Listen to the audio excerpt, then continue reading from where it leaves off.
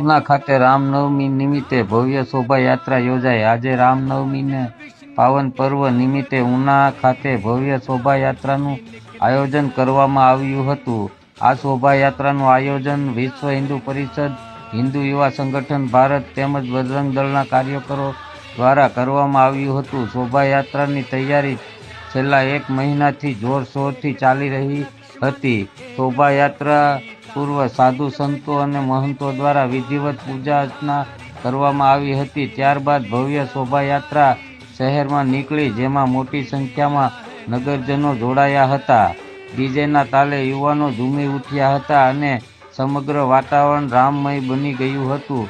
શોભાયાત્રામાં વિવિધ હિન્દુ સંગઠનો દ્વારા ભગવાન શ્રી રામ, લક્ષ્મણ, સીતા મૈયા, હનુમાનજી, ભગવાન શિવ તેમજ દેશભક્તોના આકર્ષણ શણગાર રજૂ કરવામાં આવ્યા હતા, જેનાથી લોકોમાં રામરાજ્યની અનુભૂતિ સર્જાઈ હતી.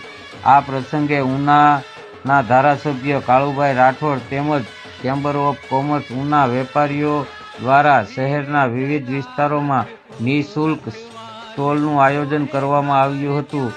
શોભાયાત્રા દરમિયાન કાયદો અને વ્યવસ્થા જળવાઈ રહે તે માટે ઉના પોલીસ દ્વારા કડક અને ચુસ્ત બંદોબસ્ત ગોઠવવામાં આવ્યો હતો. તેમજ સમગ્ર કાર્યક્રમ પર ડ્રોન વડે સતત નજર રાખવામાં આવી રહી હતી, જેથી કોઈ અનિચ્છનીય બનાવ ન બને તેની ખાસ કાળજી લેવામાં આવી હતી.